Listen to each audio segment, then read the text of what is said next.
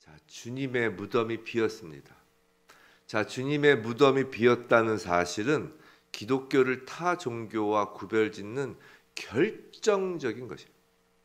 기독교는 여러 면에서 다른 종교와 구별되죠. 그런데 기독교가 다른 종교와 가장 뚜렷한 차이점을 보이는 것은 누가 뭐라 해도 뭐니 해도 부활입니다. 부활. 기독교는 그리스도의 부활에서 출발합니다. 사도 바울은 고린도전서에서 그리스도께서 만일 다시 살지 못하였다면 우리가 전파하는 것도 헛것이요 또 믿음도 헛것이요 우리가 하나님의 거짓 증인으로 발견될 것이다 라고 고린도전서에서 바울 사도가 말했어요. 이처럼 그리스도께서 만일 다시 살지 못하였다면, 즉 부활이 사실이 아니라면 우리의 모든 신앙은 헛것이에요. 그리고 우리는 거짓말쟁이가 되는 것입니다. 그래서 마태복음의 저자인 마태는 그래서 예수 그리스도의 부활이 이게 단지 믿음의 문제가 아니라 역사적인 사실이다라는 점을 명확히 하기 위해서 이 예수 부활에 대한 두 그룹의 사람들을 지금 소개하고 있습니다. 빈 무덤을 본 사람들 두 그룹을 지금 소개하고 있는 거예요. 그리고선 조금만 생각해 봐라. 그럼 누가 참이고 누가 거짓인지를 알 것이다 라고 지금 마태복음의 저자 마태는 지금 말하고 있는 것입니다. 자, 예수가 부활하였다고 이제 주장하는 편을 봅시다. 예수가 부활하였다. 두 그룹이 있다고 했으니까요. 예수가 부활하였다고 주장하는 편에서는 누구를 증인으로 세우냐면 빈 무덤을 누가 보았냐면 두 여인입니다. 두 여인을 증인으로 세웁니다. 당시 상황을 생각해 보면, 당시 시대 상황을 생각해 보면 여인들은 사회에서 철저히 무시되던 시절입니다. 여인들의 증언은 인정될 수 없습니다. 근데 조금만 한번 생각해 보세요. 만약 누군가가 부활 이야기를 조작하려고 했다면 그 조작하려는 사람들은 여자들을 증인으로 삼지는 않았을 것입니다. 조작하고자 마음먹었다면 차라리 어제 예수에게 무덤을 내어준 그 아리마대 요셉, 산헤드린 공회원이잖아요. 이 아리마대 요셉을 부활의 증인이라고 하는 편이 훨씬 사람들에게 설득력이 있었을 것입니다. 즉 거짓이 아니라는 것입니다. 예수의 부활이 진실이기 때문에 굳이 거짓으로 증인을 세울 생각도 또 그럴 필요도 없었던 것이에요. 그럼 이번엔 예수의 부활을 부정하는 편에서 봅시다. 예수의 부활을 부정한다. 예수의 부활이 아니다라고 주장하는 편에서의 증인은 일단 경비병들입니다. 경비병, 군인입니다. 그렇다고 하면 사람들에게 군인이라고 하면 뭔가 명예를 좀 중요시하고 군인들은 거짓말을 잘 하지 않을 것 같다라는 이미지를 좀 갖고 있습니다. 즉 사람들에게 신뢰를 주기에는 여인들보다 훨씬 좋죠. 거기에 경비병들의 증언 뒤에는 오늘 11절 이하를 보시면 아시겠지만 그 증언 뒤에는 다름 아닌 유대 사회에서 존경을 받고 또 권위가 인정되는 대제사장 장로들이 뒷받침을 해주고 있었습니다. 사람들은 당연히 자신들이 잘 알고 있고 또 명망 있는 사람들의 말을 믿게 되는 것입니다. 그렇기 때문에 오늘 15절에 기록된 대로 예수의 부활이 거짓이라는 말이 오늘날까지 유대인 가운데 두루 퍼지게 된 것입니다. 그런데 예수의 부활을 주장하는 편과 부정하는 편 양쪽에서 공통적으로 인정하는 사실이 하나 있습니다.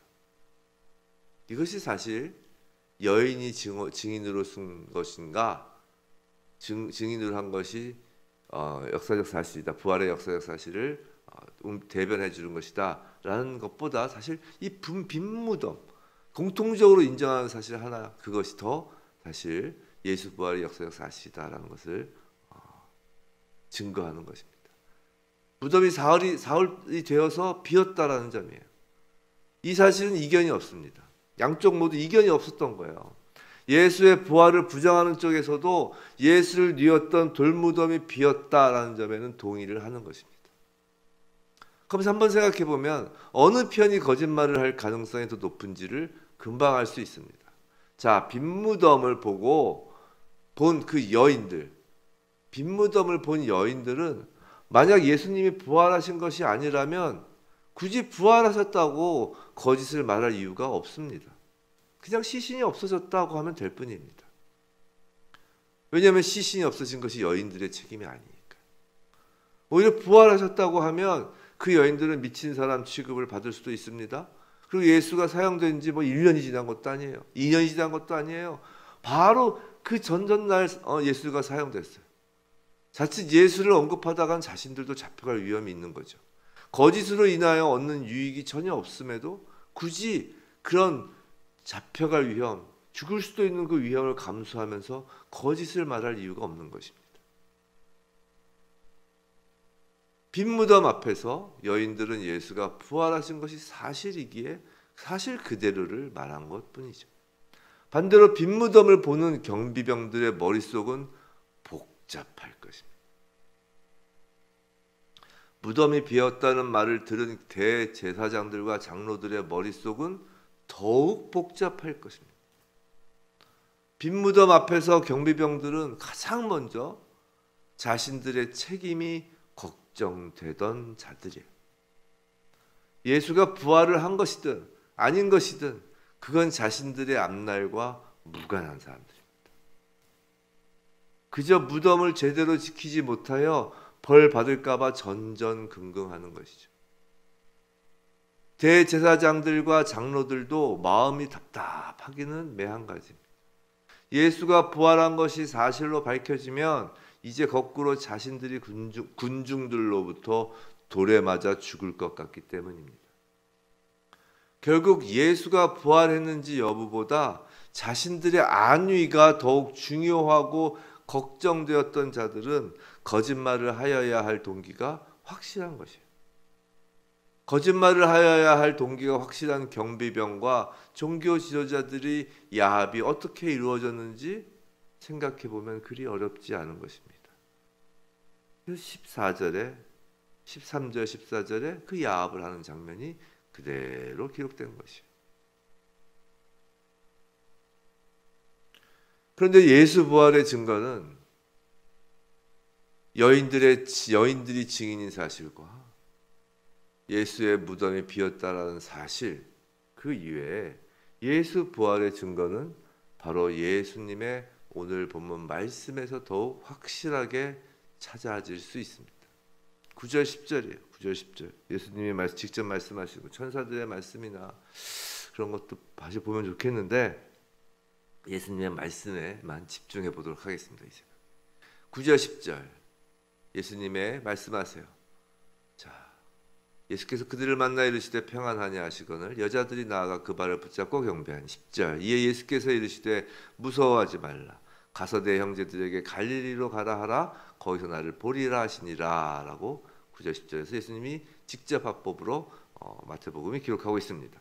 자, 근데 여인들에게 하신 이 예수님의 말씀에는 몇 가지 명령형 동사가 있어요. 예수님의 평안하냐 무서워하지 말라 다 명령형이에요.